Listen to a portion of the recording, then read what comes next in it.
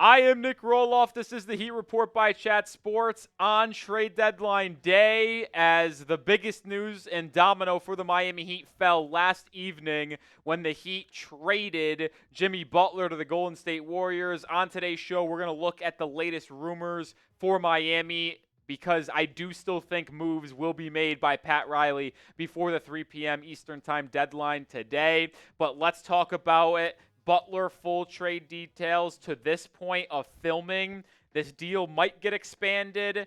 It likely will get expanded, and we'll explain why with Kyle Anderson in a second. But as of right now, the Miami Heat traded Jimmy Butler to Golden State. The Heat, in return, got Andrew Wiggins, PJ Tucker, Kyle Anderson, a 2025 top 10 protected first-round pick from the Golden State Warriors. If that does not convey this year, because Golden State's in the top 10, it will be a 26 first-round pick, top 10 protected. If that doesn't convey, it will then be a 2027 unprotected first-round pick. So Miami's getting a first-round pick out of this regardless. The Heat also traded Josh Richardson to Detroit.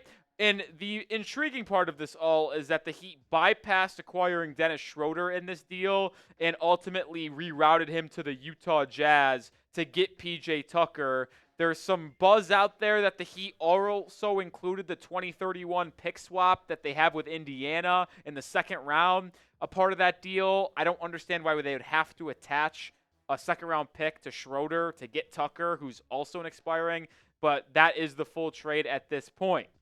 But make sure you subscribe, and this is why you subscribe, because we were actually live for Heat Sixers last night when the trade broke. We broke down the details in depth, still watch the game with all the Heat fans, and we're bringing you content today, and we will still be live later today as well. We're probably going to go live 2 hours before the deadline, so 1 p.m. Eastern Time, 12 p.m. Central Time, as we look out for another Miami Heat move, because I do think one is coming. Hit that sub button. We'll cover you on everything Miami Heat.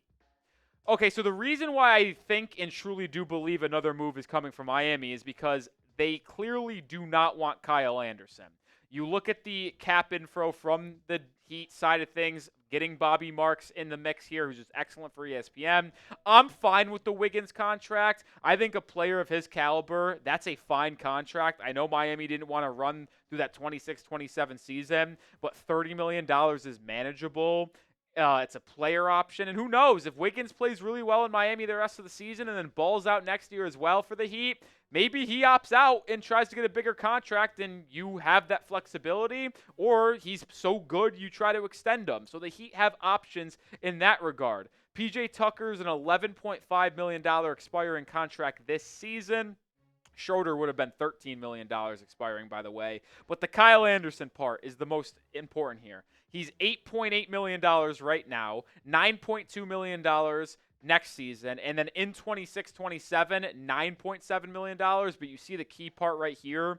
None of it is guaranteed, so the Heat can just cut him after 2 seasons, not have any dead cap, and basically it's a $9.2 million, $9.7 million expiring next season. But the reason why I do think they will ultimately try to trade Kyle Anderson is because of those other 2 lines. And Colin, can we actually bring this back up real quick again? Because those are the important lines here.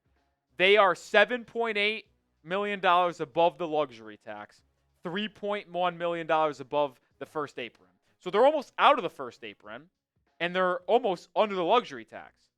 They would be under the luxury tax if they traded Kyle Anderson's $8.8 million to a team that fully absorbed him, which would open up an $11.1 million trade exception for Miami, but also save the Heat ownership group $24 million in tax bill, which we know would be very valuable for them, and it's what they want. So I would expect Miami try to trade Kyle Anderson. If you don't remember, Anderson was originally being reported as rerouted to the Toronto Raptors, but Toronto backed out of the deal last second, scumbag Masai Ujiri, and screwed the Miami Heat, and now they're back into the luxury tax and back into the first apron. But this is a player I do not want on my basketball team, if we're going to be completely honest. He is not a good productive player. He is good in some regards. He's lengthy. He can switch defensively, but he doesn't play at a good pace. He has a nickname called Slow-Mo for a reason. He's not a consistent jump shooter. I just don't think his fit is good in Miami. And I got to be honest, when you look at what the Heat have on their roster currently, you have PJ Tucker on this group now. If you keep Kyle Anderson, they're like so far down the depth chart, they would never play. You have Wiggins now in the starting lineup in all likelihood. You still Hawkes, you still have Haywood Highsmith, you have Nikola Jovic. There's 4 guys I would rather play over Kyle Anderson and PJ Tucker off of your bench alone. Or 3 off the bench, 1 in the starting lineup. So to me, Kyle Anderson would get no PT. I also don't think PJ Tucker will play at all on this team, which is why I don't know why Miami wanted him instead of Dennis Schroeder, and you could have kept Dennis's $13 million expiring and played him at point guard. But I do believe Miami will be actively shopping Kyle Anderson today before the 3 p.m. Eastern time deadline, which is what I'm looking for the most here before that deadline. I'm also looking at a potential Terry Rozier trade, which we'll talk about in just a second. We'll also talk about some targets for the Heat that I think could be good additions to this roster. But we are sponsored by PrizePicks. Let me tell you about them on today's show.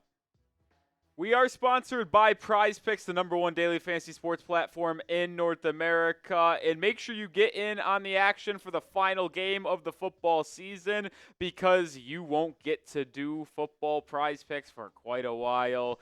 And they are actually offering a free pick for the big game. Patrick Mahomes more than half a passing yard. Pair that up with one more stat projection, and you can win real cash.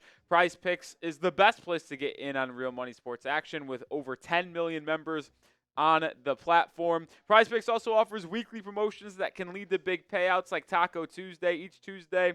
PrizePicks discount select player projections up to 25% to provide you even more value for your lineups. I've got a 3-player entry for tonight's game, as I always do. You see, I was actually given some promo funds from PrizePicks. They do that sometimes. So little 975, Bam Adebayo, more than 18.5 points, more than Herro, 29.5 points and assists, and more than Tyrese Maxey, 24.5 points. Just another example how you can play daily with basketball, collegiate, professional, same thing with hockey. Get started today, download the app, and use code CLNS to get $50 instantly after you play your first $5 lineup. One more time, download the app and use code CLNS to get $50 instantly after you play your first $5 lineup. PrizePicks, run your game. I appreciate PrizePicks for sponsoring today's show, but there is still needs on this roster. And I think I like the direction where we're going. But it is so blatantly obvious the biggest need for the Miami Heat now is a true natural point guard. They thought they might have got that with Terry Rozier last year before the deadline. We know how bad Rozier's been in Miami this season, and he is just not a true natural point guard either. Tyler Herro has had to take the main ball handler and initiator role for Miami this season. It's helped him get his assist numbers up, but he averages 4 or 5 turnovers a game, and it's been a serious issue for Miami. They still beat Philly last night, but for example, they had 22 turnovers. That can't happen. The Heat have been one of the highest turnover teams in the league over the past 3 weeks or so. They need to find a true point guard that can run an offense and settle this team down. The #1 player that I was very open about that I wanted was Lonzo Ball. Yeah, his numbers aren't the prettiest, but he is a true point guard that is high in IQ, good length, good versatility, defensively as well. Unfortunately, my guy Lonzo signed a 2-year, $20 million extension with the Chicago Bulls last night, so he is a part of the Bulls' plans going over the next couple of seasons and will not be traded. So Lonzo Ball is off the table. So I started spitballing on some other trade ideas, and there are a couple names that come to mind of that I think the Heat could look and should target. #1 guy is Malcolm Brogdon, in my opinion. He is on the Washington Wizards. He has a very good contract for Miami's side of things. Why is it good? Well, it's a 1-year, $22.5 million deal, which means it's expiring, which Miami, we know, wants expiring contracts to keep flexibility open for 26, 27. And it's also a big enough contract where you can trade Terry Rozier. I think Rozier needs to be off this roster still by this time or let's say 24 hours tomorrow, right? I don't want him on this team past the 3 p.m. Eastern deadline.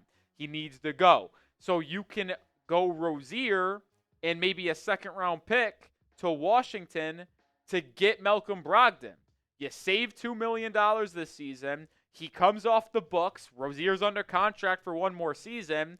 You get someone who is lengthier, a better defender, a better fit, who can handle the ball. He's been up and down, only played 20 games this season due to injury, but I think Brogdon would be a really good fit in Miami as the Heat continue to look, in my opinion, as the biggest need necessary as a true starting point guard to put next to Herro. You talk about length, versatility.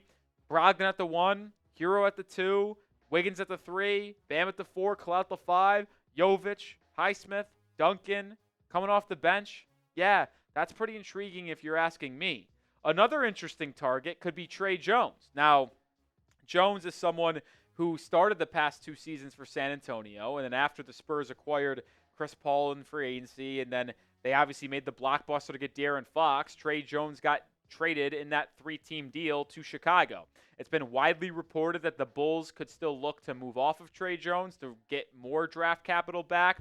He's making 1 year, $9.1 million. Now, it would not save Miami money this season, but you could technically attach a second-round pick in 2026 that you have onto Kyle Anderson to Chicago, and you ultimately get Tre Jones, and he becomes a point guard.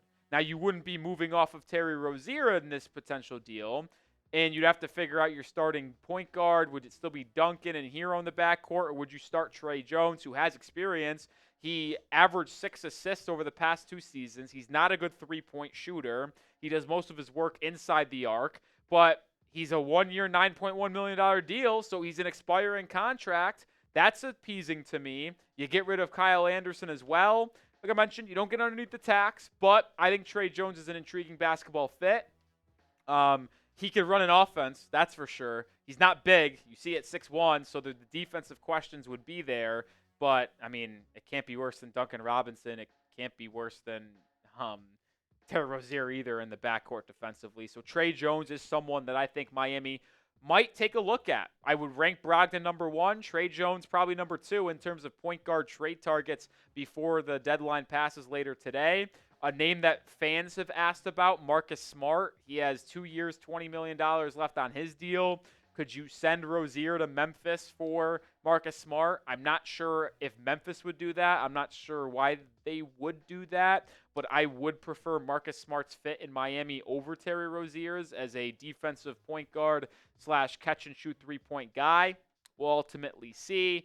I don't see Marcus Smart ultimately happening, though, if I'm going to be honest. I think Tre Jones is more likely. I think Malcolm Brogdon is more likely as well. But there's a lot of moves that potentially still may be made by the Miami Heat, and that's why you subscribe. I will be live once again later today. I told you all this time that when Jimmy got traded, we'd be live for that to break it down. I was already live for the game. We did break it down, and we're going to be live 2 hours before the deadline once again at 1 p.m. Eastern Time, 12 p.m. Central Time. So hit that sub button, join us, because I still think another move is coming for Miami. And if they do, we'll break it down. If they don't, we'll break it down as well.